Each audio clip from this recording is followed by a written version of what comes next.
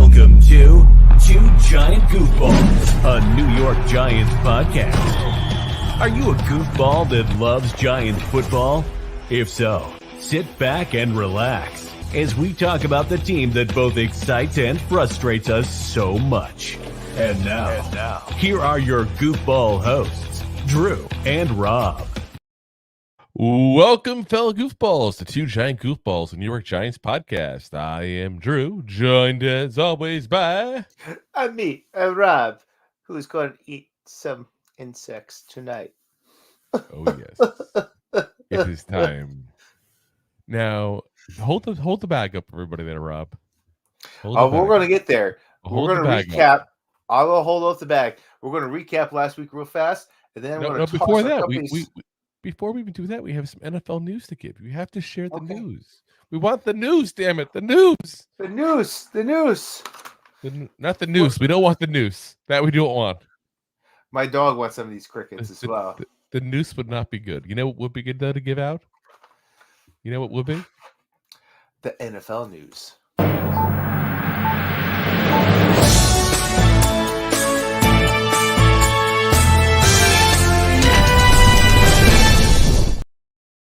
Oh, yes. We got to bring back that video, the news from around the league. We're doing the news so much more lately.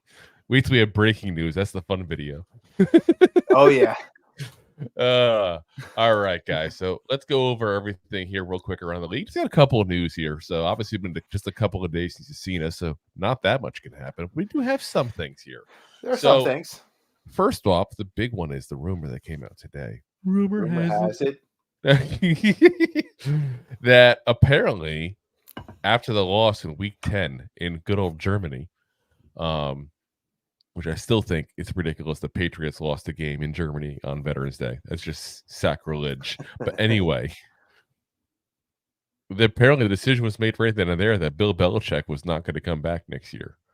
And we'll have to see what happens. But I mean, this is a situation that's gonna get a little dicey, I think, at some point during this whole thing. Yeah. Did you listen to any of the audio clips? You mean of the interviews he had at the press conference today when everybody was asking him if he's coming back, and he said, Chiefs. Looking forward to the Chiefs. I'm here to talk about the Chiefs. Yeah. Yeah. Well, no, Robert Kraft, apparently he was talking on a podcast, and right as he cut to break, it was like, hey, it's Bill Belichick coming back. Yeah, it's gonna be very interesting. I mean, ESPN's Jeremy Fowler did a whole discussion on this thing and said they're unlikely to fire him, which leads me to believe this is going to be like a Tom Coughlin kind of scenario, where it's going to be like, we mutually decided it's time to split ways. It's not me, it's you. It's not you, it's me. Yeah, and I hear there's that scenario and the possibility because he's technically kind of under contract. He's not just technically he is under contract for one more year after this. So there's scenarios where there's some talks I've heard from other higher ups that are more inside than we are, talking about possibly giving up a trade. I have heard the trade rumor as well, which blows my mind. Would you give up a pick for Tom Brady? Which my gnome was not Tom Brady, but for Bill Belichick. But listen, I was speculating this weeks ago. You don't think that you were what weeks ago? I was speculating this weeks ago. You don't You're think what? Speculating? Speculating? Speculating. Do you not think the Chargers are going to fire their head coach at the end of this year? It's funny because you mentioned that, because also in that rumor mill that Jeremy Fowler was getting right into, he had said he heard in some circles that the Chargers would be a possible scenario for him. They were saying, at his age, he would be by far the oldest head coach to go to a new team ever. So the previous record is Bruce Arians at 66 going to the Tampa Bay Bucks, which worked out pretty well for them, I would think, considering. They got a ring out of that situation. Granted, Tom Brady had a little bit to do with it, but I mean, a little bit. Just a little bit. Just a little bit. Boop, boop, boop. But yeah, he'll be 72 by the time the season starts next year. So yeah, he's got a good 6 years on that record. That's a pretty significant gap there. But yeah, I just think that we talked about it before. I think he's going to go to a place where he can go ahead and go to a team that's already set. Phil Jackson going to the Lakers kind of scenario where the team's there, they're underperforming, a better coach may change things, and see what it does for a year or two. But his whole goal really, if you listen to people that know him, and obviously his circle's pretty small because he's not exactly the friendliest guy in the world, is that he wants to be the guy who beats Don Shula's record. So Don Shula's record is 328. He's at 301. So he needs 27 wins. So let's say hypothetically the Patriots get 2 more wins. If he has 2 really good seasons with the Chargers, it's possible. Yeah. I mean, you can't sit there and say that's not a possibility. What I'm kind of curious on, and I got to look it up, and I'm looking it up as we talk, actually, is Andy Reid. He's at 278. So. And how old is he? Yeah. It's funny, actually. This record says he's at 332, and Don Shula's at 347. We got to get the actual NFL records here. Yeah. Multiple pages are giving us multiple different information. I mean, I hate when that happens. Let's see. Andy Reid's age. He's got 65. 65? Another rumor that I've heard, which I don't think. Yeah, so if he's got 5 more years, he'll beat it. Yeah. Well, I mean, at least Bill Belichick will be in that conversation to be the first one to beat it since, be the second person to beat that record. Or be the first person to beat that record, and Andy Reid can beat it again. But the other rumor I was going to talk about. You know what it is? Bill Belichick can be Mark McGuire, and Andy Reid can be Barry Bonds, just without the steroids for either one of them. Yeah, I was about to say none of those guys are doing steroids. Just look at them. I think it's safe to say. Yeah. But the other rumor too, which would not make it happen, is the Carolina Panthers. And I don't think Mr. Billy Belichick would like to go over there because you got an owner that likes to be super hands-on and super I would say inflammatory towards their coaching staff and just everything that goes on in the NFL. Every single report that I see basically says that nobody who's anybody wants to go to Carolina because of the owner. That makes sense. Which is kind of scary. I can't blame them. I mean, he's going through coaches like ridiculous amount of I mean, what he's on coach 4 he'll be going to now. Yeah, like that's insanity. And you know what the crazy thing is? He fired 3 head coaches in the 4 years he's been there. 7 head coaches, including interims, in the time being. Here's the crazy thing. Do you know who's one of the biggest names in the coaching circles right now? Steve Wilkes, the defensive coordinator of the San Francisco 49ers. Who was their interim head coach last year? Steve Wilkes, the defensive coordinator for the time, the Carolina Panthers, who became the team definitely outperformed the way they did against Matt Rule at the head coach. They should have just kept him. Yeah. I stand by that. I said that at the very beginning. I still think Frank Reich was the right hire. If you're going to go with an offensive guy, it wasn't a bad move, but you already had a good coach. That was a stupid move overall. Yes. If you're going to make the move, Frank Reich's not a bad move, but there was no need to make the move. You already had a guy who proved he can do it, proved he can do it with the guys in that locker room, and has been a well-respected coach for many, many years. And unfortunately, got screwed over in Arizona because apparently it's his fault that Josh Rosen sucks. I mean, let's be honest. He got 1 year. Josh Rosen has played for like 10 teams in the league already. Yeah. He sucks. Anyway, as I get off my soapbox, I just like Steve Wilkes. I feel bad for the guy. I really do. Yeah. And look at that defense this year. Their GM Fantastic. gets caught that year drinking and driving, and yet he got suspended for a couple weeks. but this guy gets Josh Rosen, and you give him 1 year. You kidding me? Oh my god! All right, let's get off my soapbox here. Sorry, I feel bad for the guy. NFL gave us some happy news today. We can share that. The NFL announced today that a game's going to occur in Brazil. Ooh, Brazil. So Brazil. Sure, all the people at Texas Day Brazil are already starting their tailgating specials. They'll have that week. All you can eat carnes Europas. All you can eat rodizio for $200 that day. There's something good. Have you ever eaten at a Texas Day Brazil? Oh, I had never eaten one until I ate one down here. Because up there, when you live up in Jersey, you have plenty of actual Brazilian restaurants to go to. It's not it's not exactly like let's just go to Newark. Yeah, Listen, go to Long Branch. County. Go to Long Branch. You live right near Long Branch. I was about to say, Newark is the spot where you want to go for Brazilian barbecue. All right, like even going outside the Ironbound, like Ironbound's more Portuguese, but you still get some of the good Brazilian spots over there.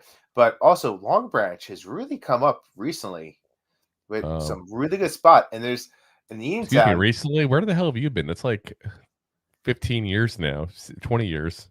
I've only lived in the air for 3 years. I was going into forever. There's a place called Pizao, which I'm probably mispronouncing because obviously I'm not Brazilian. I believe it's spelled Pezao, which I've been told actually translates to Bigfoot by actual Brazilian person. But yeah, they have like 4 restaurants in Long Branch. One of them is a pizzeria. But the best one, and by the way, pizza is very popular in Brazil. They put corn on it and ham and stuff like that. It's very, very good. They also put that in their burgers, by the way. Yes, it's really good. Anyway, there's a place on Jolene right when 36 turns into Jolene. Yep. And it's on the right-hand side if you're going towards the beach. It's in a shopping plaza. It's like right around where that big paint store is. I know how to get to places. I never know the names of streets. Okay, I know the name of Jolene from 36 turning into Jolene. Jolene. I was about to say, if you're headed into the beach and it turns into Jolene, it has to be on the right. Yeah, it's on the right-hand side. Yeah. Anyway, really good food. They charge you by the pound instead of charging you like a flat rate for all you can eat. But it's really cheap. At least it was when I used to go back in the day. It's probably been over 10 years since I've been to the place. Yeah. Well, there's a really good Brazilian market that does similar stuff like that in Eatontown that came around recently. Oh, is there? Okay. Minas. So, Minas, so sidetracked with Brazilian food. I love Brazilian Minas, food. if you're listening, please sponsor us. I'll love to talk about you guys. Send me plenty of pão de queijo, and I'll be very happy. You ever had pão de queijo, the little cheese balls they make? Oh, yeah. So it's tapioca flour and it's got cheese already baked into it. Oh my god! Listen, if you get that at the kit where you just put some eggs and some water and put it in the oven, you get it right out of the oven. You pop a little bit of butter in there. Ooh, manja right there, man! Like, Mamma mia! That's just like Tommy DeVito's mama used to make. Only if she was Brazilian. Yeah, exactly. His Brazilian aunts. Anyway, we get sidetracked here because I just love food. I love food so much. Anyway, it's going to be at the Corinthians Athena in Sao Paulo, which is a huge city. For those who aren't aware, I wrote down the stat to give you guys an idea how big this place is. New York City is 8.47 million people. Pretty damn big. I think that's safe to say. Sao Paulo, 11.45 million people. This is a huge move for the NFL to go not only to South America for the first time, but you're talking about a huge, huge market. And if you can get people interested in Sao Paulo and have it expand throughout Brazil and the rest of South America, like, woo. Have you guys seen them fight over soccer? It's not even a fun sport. Yeah. I mean, I was about to say, like, Brazilians already, like, a lot of Brazilians already are a lot, like, well, granted, a lot of them like L football, but there's a lot of Football. Americanized Brazilians that really like American football, which is how they would put it. Yes, exactly. Say it right. American football, not football. It's American Yeah. football. So Sounds weird to hear that. So, anyway, cool move though overall. All right, on to some injury fronts here. So, Justin Herbert has surgery on his finger. We talked about his finger being injured there. So he can't have his tea with his pinkies out. People are gonna think he's rude for the next couple of weeks because apparently he's now out for the rest of the season. So, not a bad move on his part. And I gotta say, we talked a little bit before about the Bill Belichick and the Chargers thing. That's probably gonna seal the deal for the Chargers staff this year because I can't really see them winning. I don't even know who their backup is. That's the sad part. I couldn't even tell you who the backup quarterback is. It doesn't matter. It's just nobody of any significance. Probably they can't get passing yards with Justin Herbert. It doesn't matter who their backup is. So their backup is Easton Stick. Easton Stick. Okay, first off, when that stick. You sound, yeah. That when you sound like something in camping, go look for the Easton Stick. Like, no, it's just not good. It's not creates good, the best ambers. So he was a 5th round pick back in 2019, guys. That just tells you what to think of him. Against the Denver Broncos, after Herbert got injured, he was 13 of 24, 179 yards, no touchdowns, no interceptions. Although he did put up the first 40+ yard passing yards for that team. You know who I want to see before the year is out? I want to see him, Max Duggan, who is their last one. Their third quarterback, now their second, and he was the quarterback for TCU. So we talked about him during the draft time. He was a 7th round pick of theirs. I honestly thought he'd go quicker, like a 4th or 5th round kind of pick. Guy's got a lot of experience in college for only being 22 years old.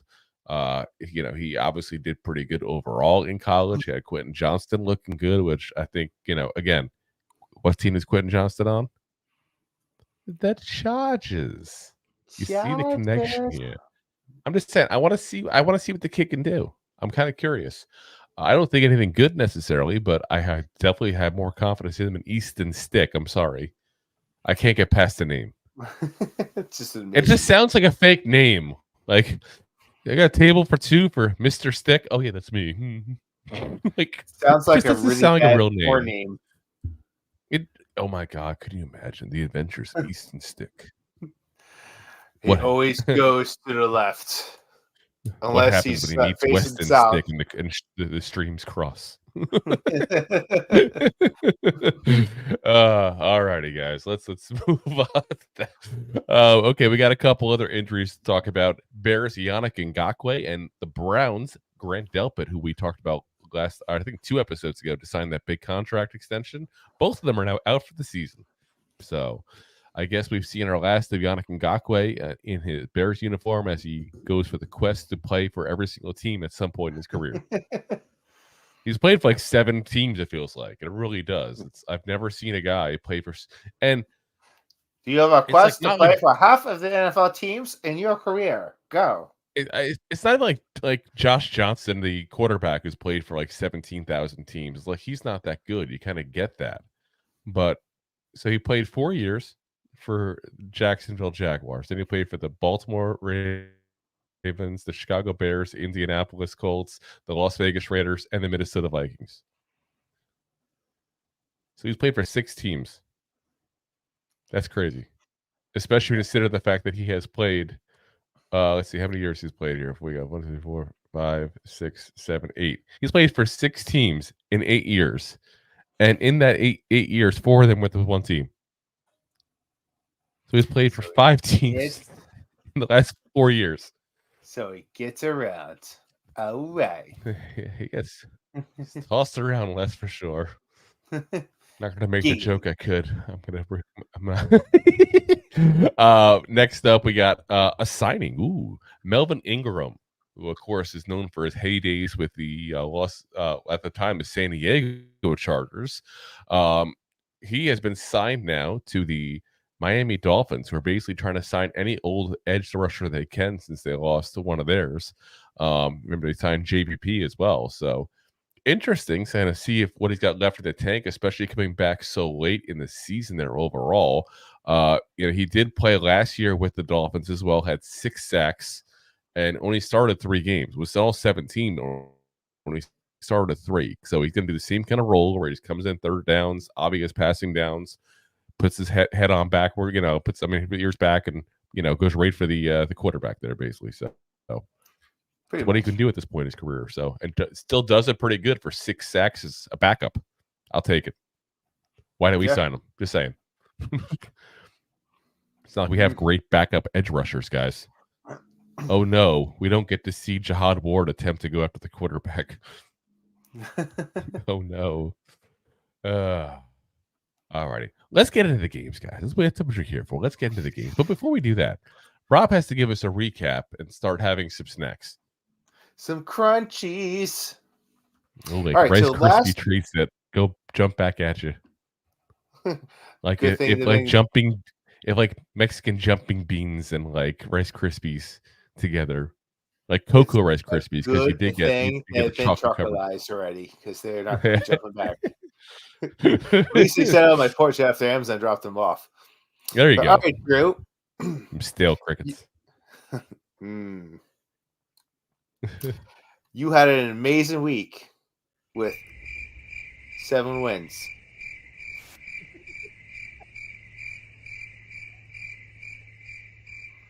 You had 7 wins straight up. What did I have?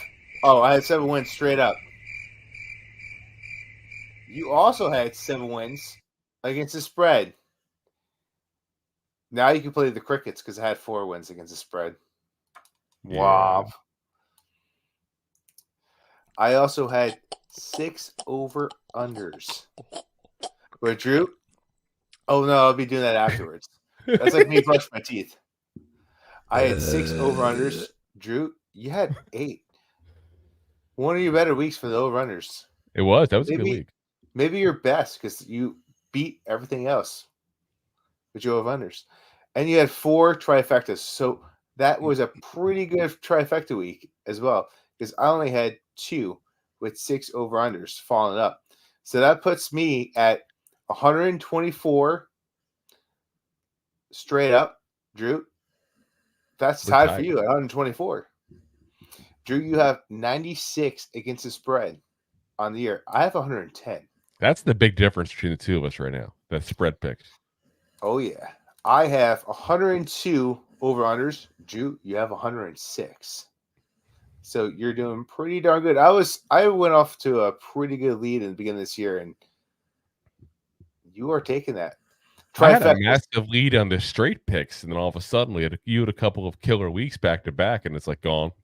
Yeah, well, I mean, when you go 14 and then 13, well, when I do that, it's pretty impressive, even with that lackluster week. Anyway, so you got 47 on the year for the trifectas. I got 48. So, not so shabby coming into week 15 here. I'm not gonna lie. Week 14 though, not so good for you. No, not so good. Although so good, I think my dog wants to have these more than I do. Nope. The dog does not get them. You get the chocolate. Wait, buddy, get off there. See, he's going a little. Every dog wants something in a plastic bag. Are you kidding me? They eat cat shit. They don't care. Oh, he eats cat shit, dog shit. It doesn't matter what shit. Yeah, all kinds of chocolate truffles. Yes. Let's see what you think. Let's see what you think of it. Oh, here we go. Suspense is just killing me here. You're shaking the bag. Look at it. You're making the dog go crazy now. You're shaking the. I can see the dog. There's a lot of chocolate in there. Sweet. I sure got a vomit bucket. It's got a little protein in there. How's it tasting, Rob? How's it tasting? I'm actually not mad. I've had it before. They're not that bad. It just sounds gross. As long as you get past what they are. So, I mean, it's chocolate. There's a lot of chocolate on this. I picked a good one. apparently, Don Bagito. this is most Tasty, cheating. edible, insect snacks. All righty. Well, next week, guys, as he's devouring his crickets here, we've already decided what we're doing. So we're going to do freeze-dried durian fruit. So we found that it's available easily on Amazon. For those who aren't aware what durian fruit is, it is a stinky, nasty fruit. I'm going to say it that way. Some people like it. Most of the people typically come from South Asia, where like places like Malaysia, Thailand, Singapore, Indonesia, places like that, where it's pretty well liked. But yeah, it stinks. It's nasty. I've had it multiple ways myself when I was in Asia. Did not like it any way that I tried it. It's literally so bad the smell that they banned it from Subways. Yeah. So unfortunately, you guys won't be able to smell it like with the loser will, but I don't know how bad freeze dry can smell, but we're gonna find out, I guess. But if you guys could get out there and get smell-o-vision, it'd be fantastic. You enjoy it'd the be show. spectacular. Don't they have that at movie theater that opened up in the mall next to stadium? I know there's talks about through the smell. Oh, did I lose you? Oh, we lost Rob. Rob, can you hear me? Roberto, can you hear me? Oh, we lost Rob. Well, let's see. I guess we're gonna go without him here for a minute. So, well, it's like he's here in spirit. We see his picture still. So let's go into the picks here while we're waiting to see what happens here. See if we get him back. So first off, we got Thursday night.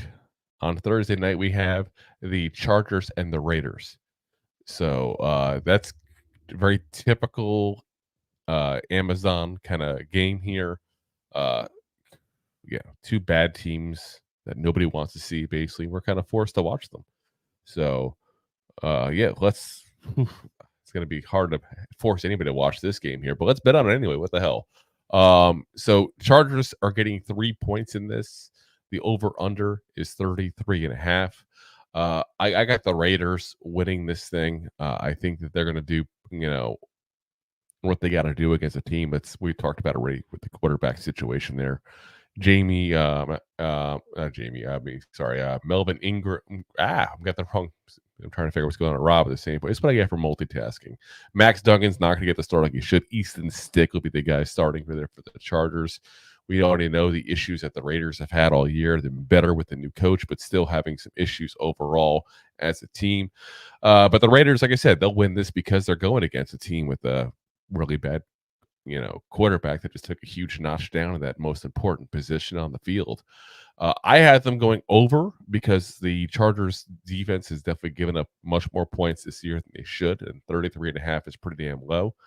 The Chargers still have some weapons on defense. They'll probably luck into a couple of touchdowns at least. Rob's got pretty much the same as me, except he does have the under on the points there. So that's the one place we do differ. We got some Saturday night action here. Oh, yeah, Saturday night action. We got the Vikings versus the Bengals here to start off.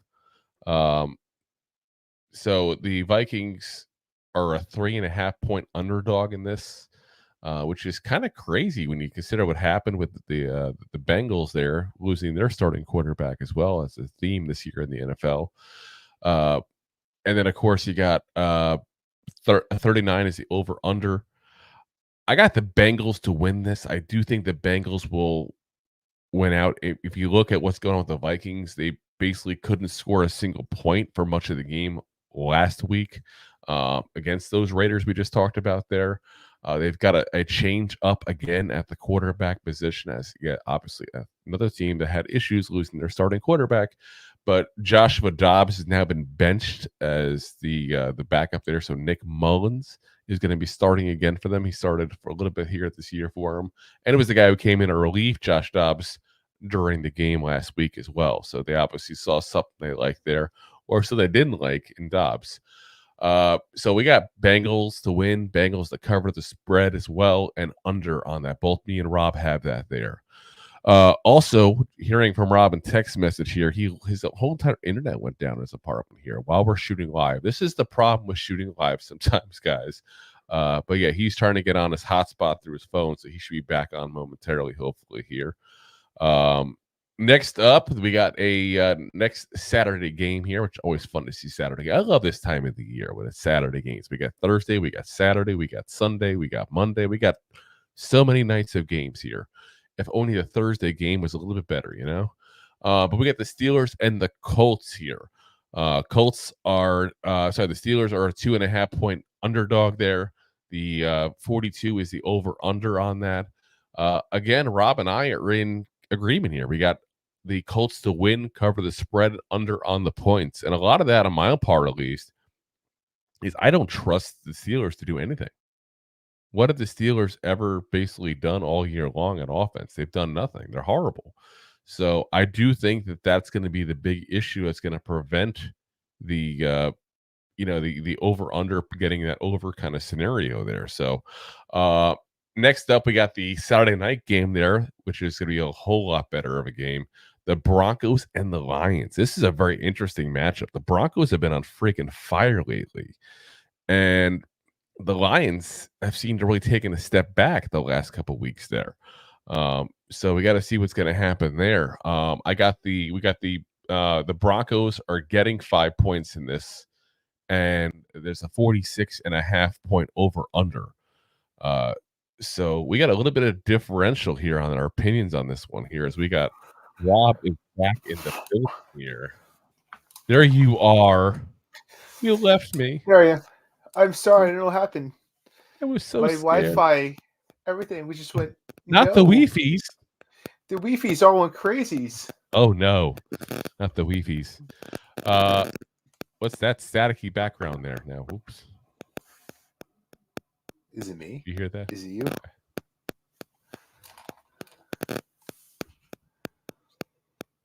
It's you. Hold on. Yeah, it's you, dude. I don't know what that static is, but okay. Is it the Wi-Fi's? Do me a favor. Just mute yourself when you're not talking then. Yes, dear. It's like a weird staticky kickback like crazy. All right. Now that Rob's muted, we can talk all the trash about him we want. No. Anyway, as I was saying, we got the big game here Saturday night is that Broncos Lions game there. Again, we got 5 points going to the Broncos in this, and the 46.5 over under. I got the Broncos to win. I do think, again, it's based on who is the hotter team. The hotter team on the year is the Lions, but if you go the last 5 games, it's harder to find someone hotter in this league right now than the Broncos. They're hot like Hans. I know you're going to do it, Rob. You can do it. Those Broncos, they're so hot right now. They're so hot. I couldn't help it. But I agree with Drew. I took the Broncos to cover this game, but I took the Lions to win this game because there's a lot of playoff contention coming into this game. And I think it's going to be played a little bit closer than just the snapshots. Like the Lions have not been so hot, but they also have to understand if they keep playing the way they're playing, their amazing start to this year, the best season they've had in the past 60 years, starting off. Mm-hmm. Or a lifetime, that's for sure. Down the tubes. So I'm taking the Lions to win, the Broncos to cover in the under. So we agree at a 2 out of 3. And I'm more confident in 2 out of 3 ain't bad. Yeah, and I'm more confident in the under and the Broncos to cover. Oh yeah, Broncos to cover all day long. I mean, I think if the Lions win, it's going to be probably a very close game. And it's hard for me betting on the Broncos because I still have this issue with Russell Wilson as a whole. He was playing better last week. He didn't look so good. It's like he's figured out how to be a game manager at this point in his career, I feel like. Yeah, which... And that's, listen, it's an improvement over last year. But when you're getting paid the kind of money he's getting paid, that's an issue. Agree. He's getting paid MVP money, not game manager money. This is why you don't pay for somebody else's used quarterback. I mean, it's worked most of the year for the Lions for golf. Oh no, that was a Or castaway. Geno Smith. And Geno That was Smith. a castaway as well. Eh, I'm saying the big contracts, the free agents, doesn't typically work out. For every Drew Brees, there's 5 more Russell Wilsons. and an Aaron Rodgers with a torn Achilles. Or a Dante Culpepper, who basically feels like never played for the Broncos. I mean, never played for the Dolphins. That's what I'm saying. You see him like crazy. All right. Next up, we're on to Sunday. Sunday. But what we're going to do, before we get into that, we're going to pay the bills real quick and see if we can get Rob's internet back up the regular way, because there's definitely a lot of feedback still coming through. So let's see if we can get that. We'll go through the comments while he's trying to see if we can get that going for us. On to the bills.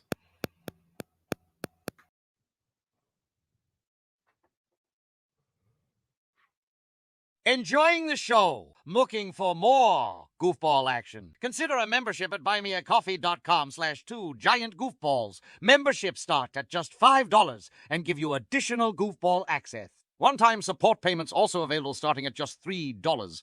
Buymeacoffee.com/2giantgoofballs. All right, let's get to the comments here. We're waiting to see if Rob can boot back up his regular internet. Connor says, let's get ready to whack someone. Wait, is Tommy Cutlets part of Sopranos or the New York Giants? He's part of both, clearly. The scary thing is now is like at his age, he probably wasn't even around for the Sopranos, right? I mean, he's 22. I mean, when the Sopranos started as a baby, I mean, see, we got Rob back. Let's see if we got him back here. He's just spin on the screen there. There he is. Is it better? I'm back. It's yeah. No, it's worse. What that is, but it's worse. So, anyway, Connor says Belichick should just retire. Guys today can't handle his way of coaching. Sad, but that's the world we live in. About being popular line, my brand, etc.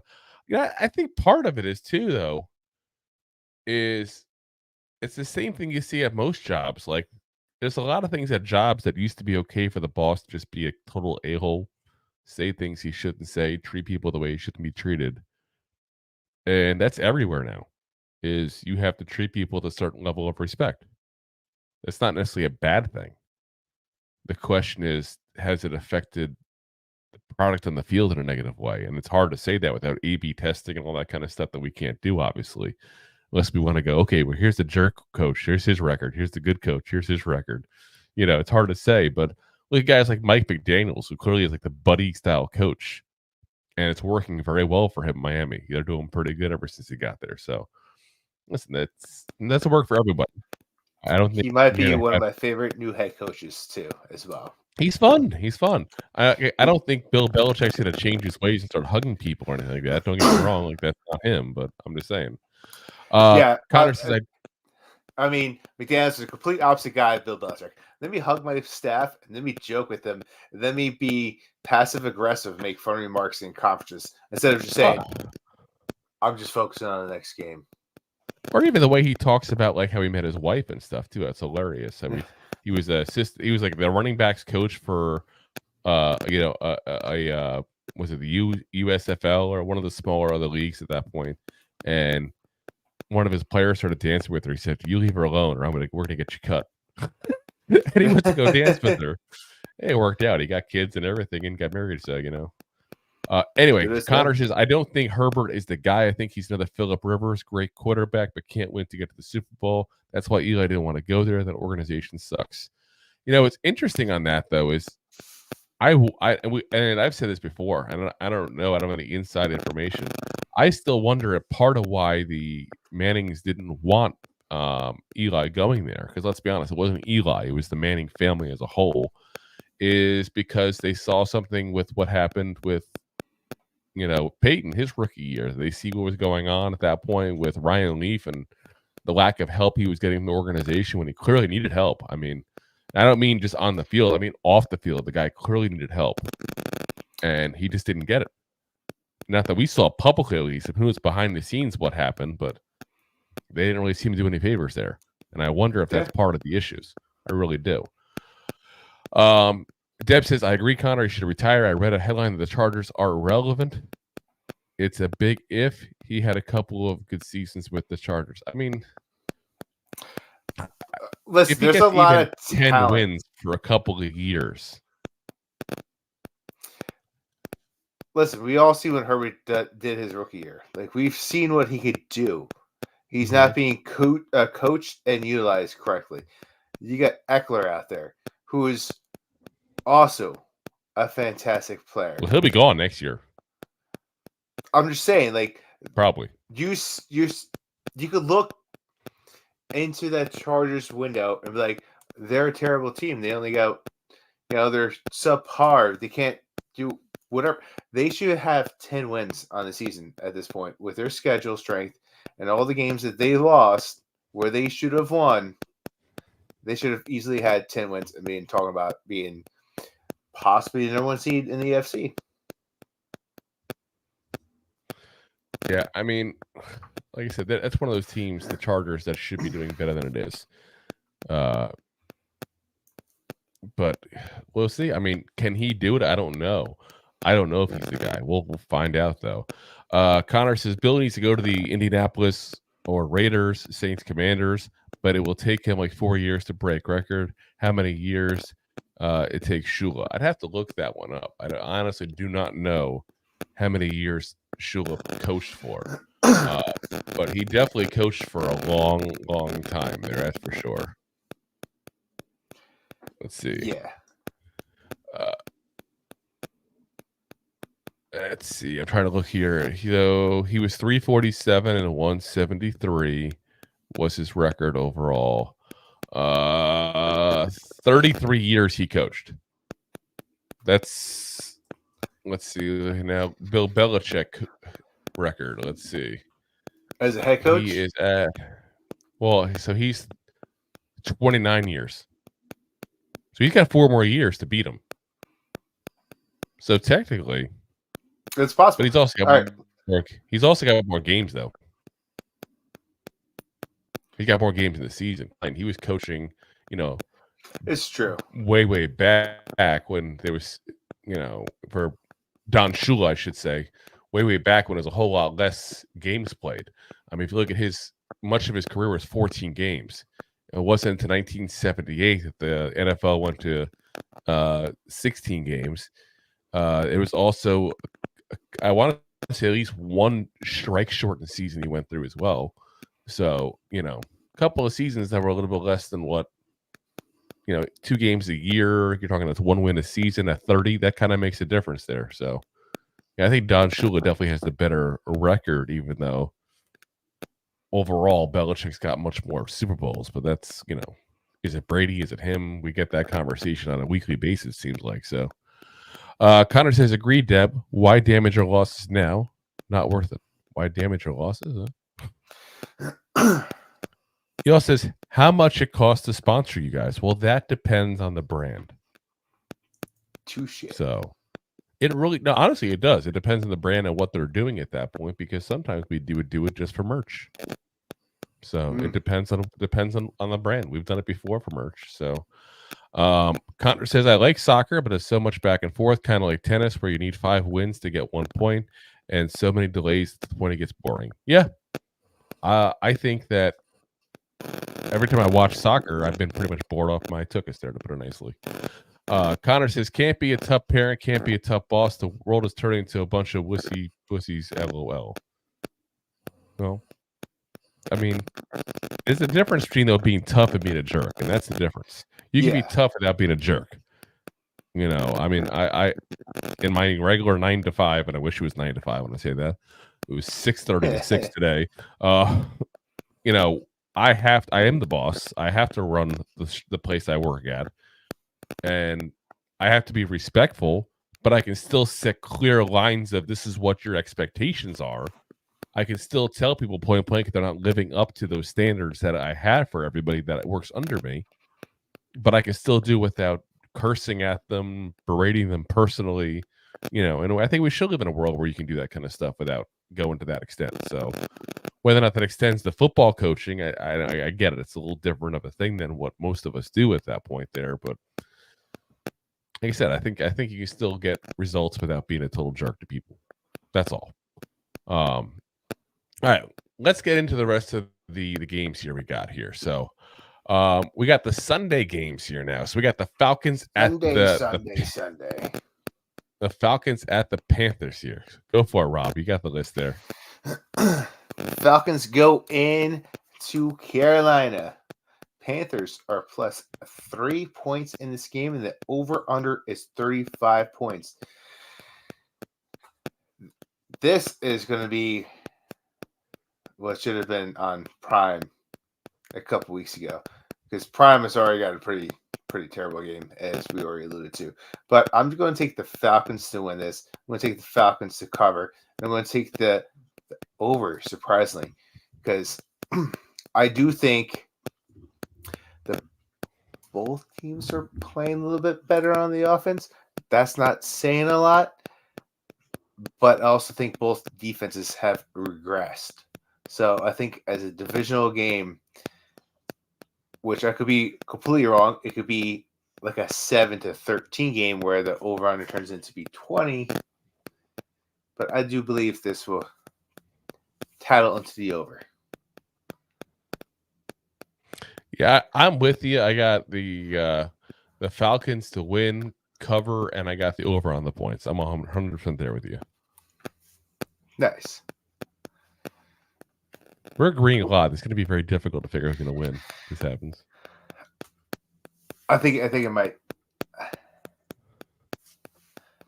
It might change up a little later up. All right, well, we'll see. Next up. Up next, The Battle of the Bees. Oh yes, the Bees in the North and two different conferences. You got the Bears. Bees knees. You got the Chicago. Oh, you got the Seabees. The Seabees. You got the Chicago Bears going into the Cleveland Browns. Ooh, I didn't catch on to that. Ooh, the Battle of the Seas. Oh, it's like a radio battle. Or Charlie Brown's. Womp. The Fin. The Bears. I'm sure both cities have it. The Fin. The Fin. Hey. The Bears are plus 3 points in this game. And the over-under is 38.5 points. Drew, what's your take on this? Yeah, I mean, if it wasn't for the recent addition of Wacko Flacco, I would definitely be all about the Bears right now because they've been playing better. And their issue with the Bears has really not been putting points up as much as putting points up at the right time. And their defense stopping at the right time. It's more like the talent's there. They've shown the stuff. It's a matter of knowing how to win. That's what seems to be the issues in Chicago. Another place, by the way, the coach may not last the season. Just saying. But at this point, he's probably going to last the season. He just won't make it to next. Probably not. But yeah, I'm gonna go for the Browns to win because Joe Flacco has been doing something the last couple of weeks. The defense is still just a stud defense, even though they've lost a couple players now.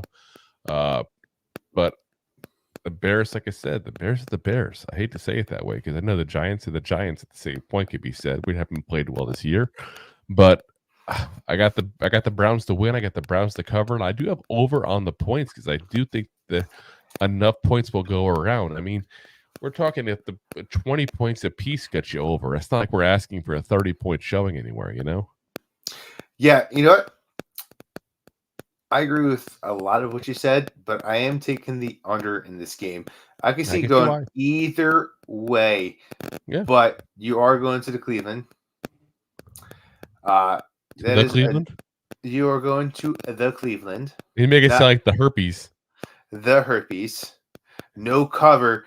Ask your doctor before taking any prescription for the Cleveland.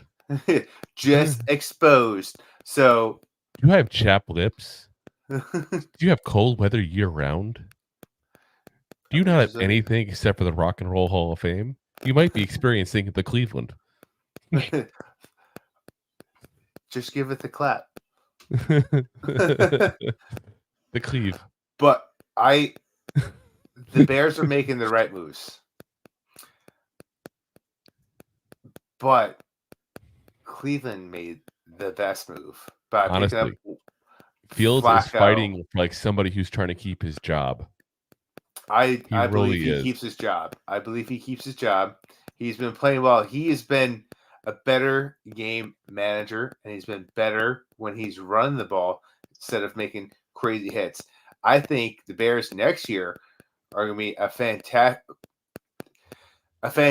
team compared to what they are this year. Not a fantastic team in the NFL, but they are going to be a really good football team next year. The Browns, they have come over some adversity. I do think they are a playoff team. I do think they go to the playoffs, and I think they know they need to win this to continue that streak. And Joe Flacco just might be the next Nick Foles. We shall see. Now, we got another game coming up here right after that. That's really NFC playoffs potential everywhere in this whole thing. You got a division leader that shouldn't be in the lead, but they are. And you got a team that we just spanked on prime time. So give it the next one here, Rob. You got the Buccaneers going into Green Bay playing them Packers. The Bucs are plus 3.5, and over-under is 42. Drew, it is hard to tell what's going to go on with this game because the Packers, they are really, really damaged at the receiving core. Julian Love has been playing better, even though the Giants have gotten to him. But I think, and I've been saying it for quite some time now, Baker Mayfield is not going to be that quarterback to finish off this year.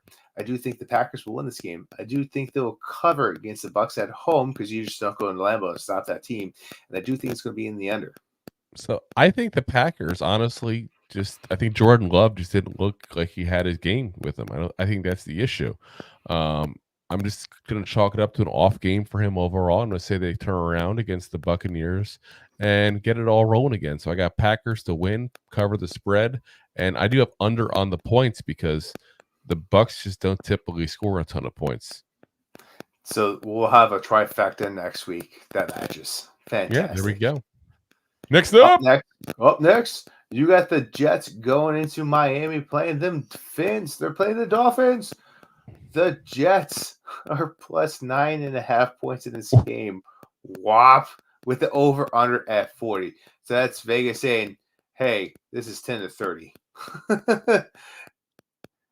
Yeah. So, Drew, I disagree with Vegas. I got the Dolphins to win. They're the better team, obviously. I got the Jets to cover the spread. This team just put up 30 points last week against the Texans, guys. And don't get me wrong, this is not a normal outfit there for the Jets to do a 30 points there. But the Dolphins and the Jets, they're divisional rivals. They play each other twice a year. They know each other pretty well. And that helps always makes game a little bit closer, unless you're the Cowboys and the Giants. Sorry. We get spanked twice by them, I had to say. But, when it boils down to it, I still think that the Dolphins will win wholeheartedly. I think they'll be the obvious better team when it's all said and done. But I see them winning by like 7 points maybe or so. Like they'll win by a touchdown. So I agree with a lot of that there. I should say I have the under as well. I got the under. This is a close game, I think. Keep in mind, the Dolphins, as much as they spank people some weeks, they don't always spank people. And they get over-unders they get point spreads as if they spank every week. It's not every week. So I almost agree with you across the board, but I changed my output after looking at what the last time the Dolphins met with the Jets at MetLife. The Dolphins won 34-13 when they went to MetLife. So I am taking the Fins to win, the Dolphins to cover this. I'm going to take the over because I don't have enough faith that Dolphins defense will stop that Jets. But if you're going to take the Dolphins at home when you're a subpar team that's below 500, they're going to shellac you. That's what they've been doing all year. We'll find out. Next up, we got our game. So let's make this super fast, Drew. Yep. You got the Giants going into New Orleans, which we were almost there. I know. You got the Giants. You got the Giants plus 4.5, and the over/under is 30. I'm going to take the Giants to win. You got Giants 30. to- I got 37 as the over. Oh, sorry, 37. Okay, Is the so over under. I'm taking the Giants to win, Giants to cover, and I'm taking them in the under. I got Giants over. Ooh, you're going with the over. Oba. I only went with the under because of Carr, and we'll talk about that tomorrow. Tomorrow. We'll preview tomorrow. It's only a day away. Live on YouTube, Facebook, Twitter /X, Twitch, and Actually, of course, Rob's favorite, my LinkedIn profile. But it'll be live in 22 hours from this point. Snuck it in. Up next, you got the Texans. You're going in to Tennessee to play the Titans. Titans are +2 in this, and the over-unders are 37.5. The battle of the T's. It's all about them T's. Wait, you know Always the crazy bigger thing is, than Texas. Are you Titans in Texas? Here's the Houston team versus the ex-Houston team. They were the Oilers at one point. Yeah, exactly. So yeah, I think the Texans had an off week last week when they didn't look very good against the aforementioned Jets there. I think they bounce back and figure it out again. Everybody has an off week every now and again. Like Rob's picks last week. Speaking of which, how's the Crickets doing? Did you finish your bag of Crickets yet? Actually, I have some more. They weren't so bad. I think you should. So the Texans, I got them to win, even though they're being, they got a 2-point. They're being given even at this game. I can't believe that. I got them winning. I think they're going to win pretty wholeheartedly, actually, and I think over on the points. So I'm taking the under on the points.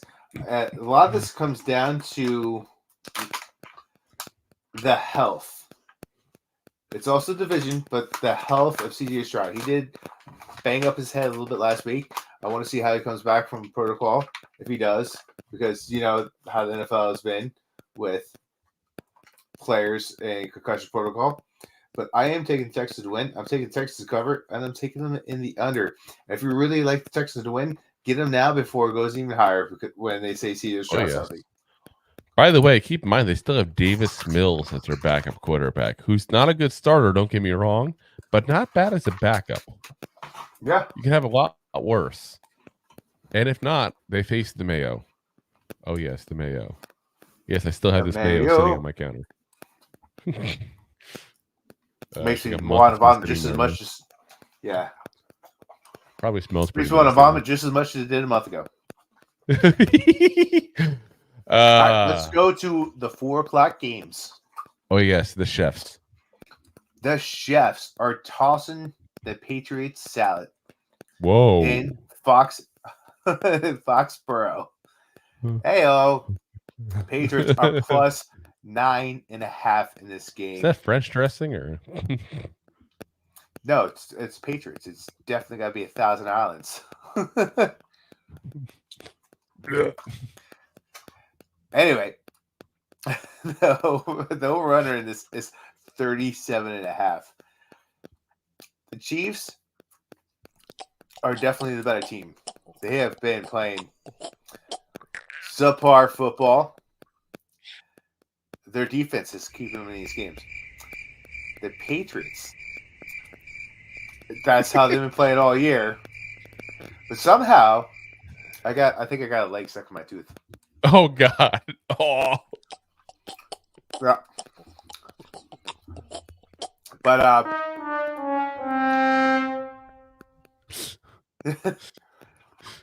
but somehow they beat the Steelers in the shootout last week. But that does reflect how I think about this game. I think the Chiefs do win this game. I think the Pats will cover, and it's going to be more of a defensive battle than a lot of people think. And I'm taking the under because what do the Pats like to do? They take out your best weapon outside of Travis Kelce. Who are they throwing the ball to? So I see a lot of running in this game. There is Tony when he's offsides. Oh yeah, Bazinga! And it goes back. I mean, I think Rice has been pretty good for them, the rookie. But I mean, honestly, I was so torn in this game. I'm with you on a lot of what you're saying here, but the only thing is I'm going to go with the Chiefs to cover the spread only because I think it's going to be very low scoring. I'm with you on that.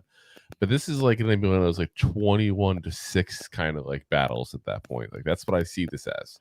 So I got the Chiefs to win. I got them to cover, and I got the under on the points. Yeah, I don't even think it's going to be that much. I'm thinking like 17-10. I don't see them scoring that much. The Patriots, at least. Yeah. Anyway, We'll see. let's talk about a shellacking that might be happening. Black. You got the Niners going into Arizona playing them Cardinals. Cardinals are plus a 13.5 points in this game. And the over-under is 48 points.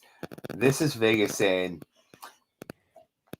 Brock Purdy, CMC, and Debo are going to come in and give Kyle Murray a big old whooping on the butt.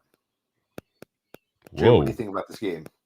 Well, yeah, if you got to beat a team by 14 points and your over-under is 48 points, do the math. Like, yeah, I did the math. That's why I'm at where I'm at, where I say the Niners win, the Cardinals cover the spread because that's a ridiculous spread, and I got the under on the points. I think that the Cardinals have a good coach for their defense.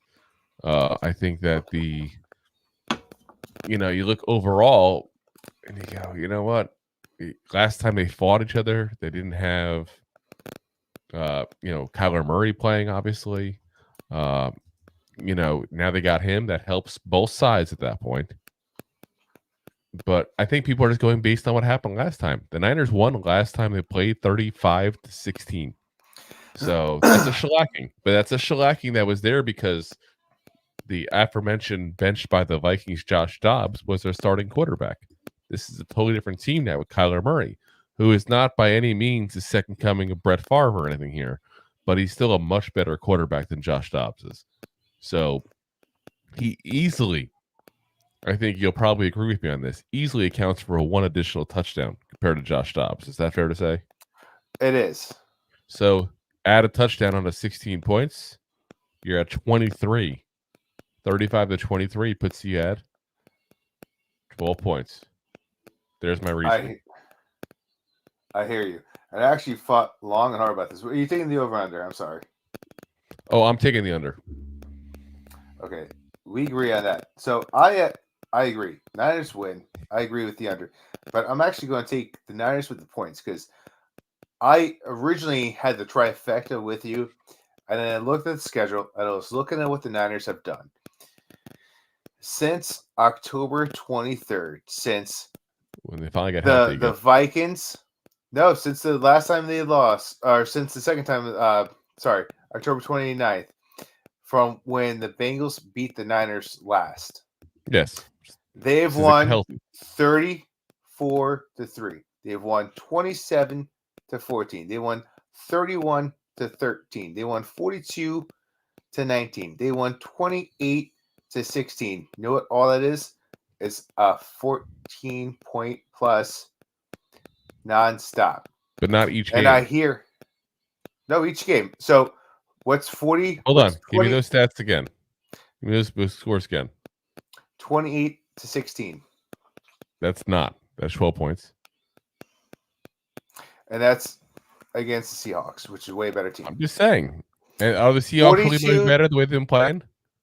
42-19. I can make the argument the Cardinals have been playing better football than the Seattle Seahawks the last month. 42-19. Yes, okay. Obviously, that's 16 points. Eagles. More than 14 points. 27-14. 13 points. My point is 34-3. Obviously, I'm just saying, not every single week have they done. For half. No, they haven't. But they've put in shellacking on bad teams, and that's what the Arizona Cardinals are. Listen, I have to root for the Cardinals. I want the Cardinals to win. I hear you. But I think the Niners right now shitty are team to win. I think the Niners upsets all around. Had 3 losses in a row, and they're on a revenge tour right now. They're on 3 losses in a row because they had injuries like crazy. The injuries ever since they've been done, they've been healthy. They're good to go. And I think they're on a revenge tour. So I'm taking them to cover in the under. Put a All right. shellacking on them. All right, up next, you got the Next up. Commanders. You got the Commanders going to LA playing the Rams. The DC Commanders over here are plus 6.5 points. Well, luckily, over. Washington's also on the West Coast, just 2 states down. Oh, yeah, just look at their mug. They'll never live that down. No matter how No. many years they are called the Washington Commanders, which it may be the last year. They keep talking about changing it again potentially. But as long as they are the Washington Commanders, I will never forget last year them selling mugs with the Washington State outline around their logo. Absolutely hilarious. Instead of the District of Columbia. Like an actual Terrible. like NFL sanctioned cup and everything. Like insanity. Yeah. Someone got fired. Absurd. 100%. Over under is 49. I am going to take the Rams. The Rams should have beat the Ravens last week or this past week. The Rams are looking to slip in at the 7th seed, possibly the 6th seed, depending on how they are playing in the playoffs. The last 4 games they have are pretty easy, especially because they're playing the Commanders. They just want to slip it in. They just want to slip it in just the tip. It's never just the tip. I'm taking the Rams to win. I'm taking the Rams to cover this, and I'm taking it in the over. Ooh. See, that's why it's never just the tip, because you're going to take it in the over. Oh, my. I got them taking it the under. See, I don't think really any defense is going to show up, because I do believe that we'll throw 3 touchdowns. It may not all be for I think there's a pride situation going to start coming out in Washington soon, because if you look at the last couple of games since they made the trade, okay, the trade deadline passed, and they got rid of Montez Sweat and Chase Young there. And the defense hasn't played so well. They gave up 17 points to the Patriots, which is actually scary enough. That's above average to the Patriots. Then they gave out 29 to the Seahawks, 31 to the Giants, 45 to the Cowboys, 45 to the Dolphins. Something tells me that they're going to turn it around a little bit this week, and they're going to kind of grow a pair, get a little proud about what they're doing, and get it going. I do think when I say that, I think it's more like 27 points or so they'll give up, and I think that you'll probably only get 14 points if you're lucky out of the Commanders in that result. So that's why I'm saying I think under. Okay. I mean, you may be right. You may be wrong. I may be wrong. I may be crazy. Be eating some it just may be a lunatic you're looking for. Turn off the lights. Don't try to save me. Or your stinky food that you'll have in the freezer for the next year until you have to throw it out. The durian. All right, up next, you got the game of the 4 o'clock games, if you will. It's the 4:25 game, not the 4 o'clock game. Yeah, it's the game of the week. I don't understand that. I don't get it. Why are the 2 of the 3 games at 4 o'clock starting at 4:05, and the third one starting at 4:25? Because it's supposed to be the game of the week. Because the 8 o'clock game is the 8 o'clock game. Ooh. You got the Cowboys going into Buffalo, playing them Bills. Cowboys are plus 2.5. And the over-under is 49 points.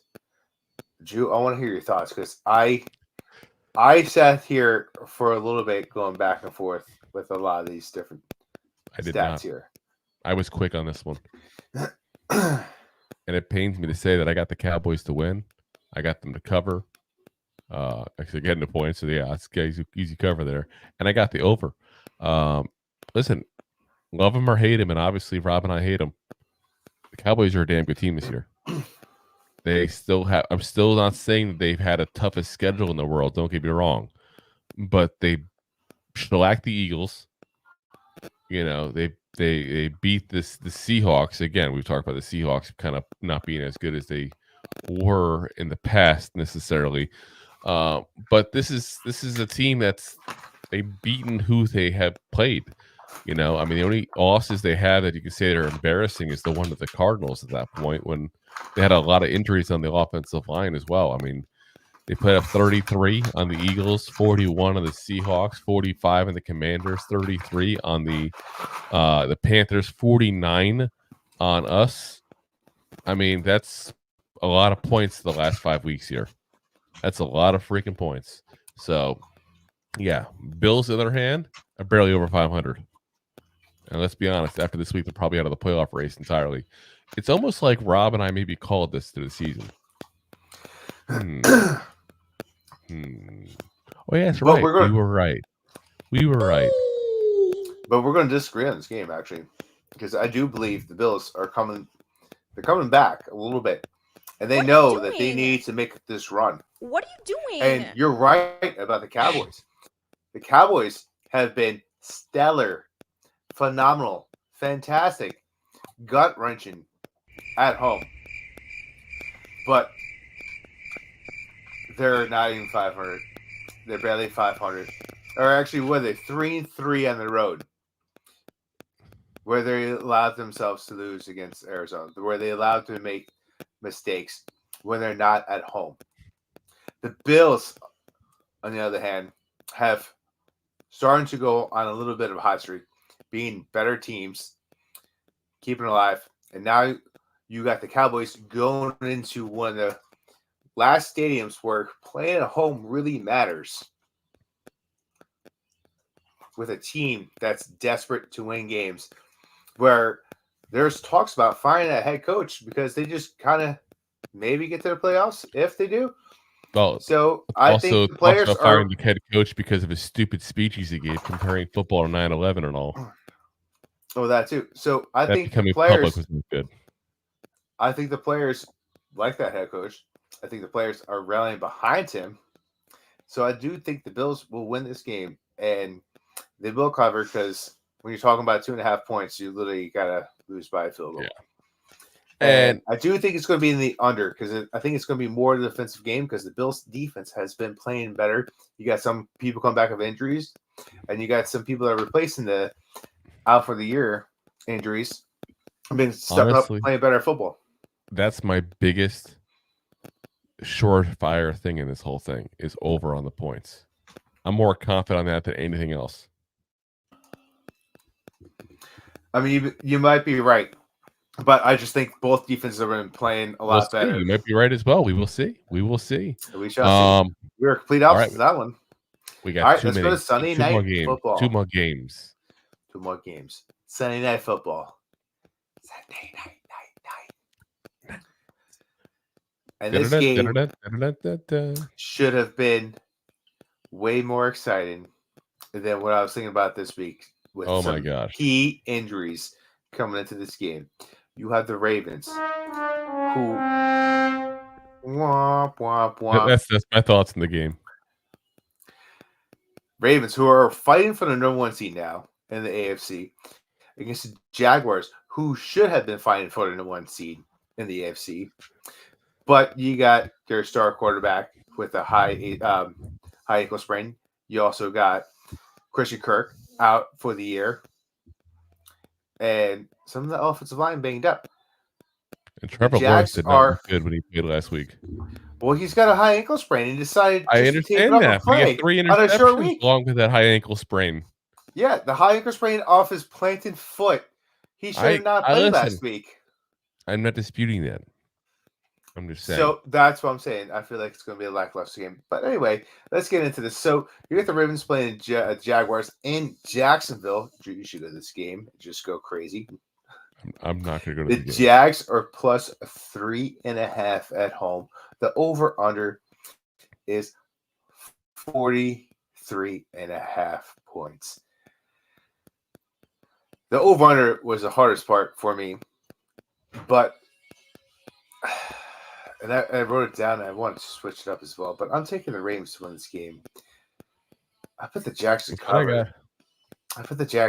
But I could also easily see this getting out of hand. Well, pick a side. The Jaguars. You got to pick a side. I'm going to switch it up now. I just talked myself out. I'm going to take the You going Ravens under? Yeah, Ravens in the under. I'm going Ravens as well. I just think over.